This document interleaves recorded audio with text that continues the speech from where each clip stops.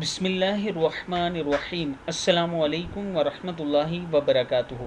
आबिद राजा channel की तरफ से आज मैं अपने दोस्तों को रसूलुल्लाह सल्लल्लाहु अलैहि व आलिहि वसल्लम का एक बहुत ही प्यारा फरमान बताऊंगा। उससे पहले मैं अपने तमाम दोस्तों से गुजारिश करूंगा कि अगर आपने अभी तक मेरे चैनल को सब्सक्राइब नहीं किया तो ज़रूर कर लें और इस वीडियो को आपने आगे ज़रूर शेयर करना है। तो शुरू करते हैं। बिस्मिल्लाहिर्रहमानिर्रहीम। जो अल्लाह ताला से खुशी की हालत में मिलना चाहता है, इसके लिए अमल।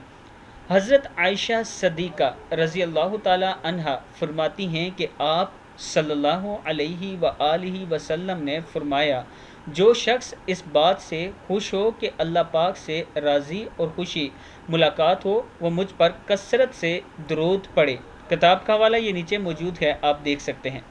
हज़रत आयशा सदीक़ा फरमाती हैं कि आप सल्लल्लाहु अलैहि व आलिहि वसल्लम ने फरमाया, जो शख्स इस बात से खुश हो कि अल्लाह पाक से वो खुशी खुशी मिले या मुलाकात हो, वह मुझ पर कसरत से दुरूद पढ़े।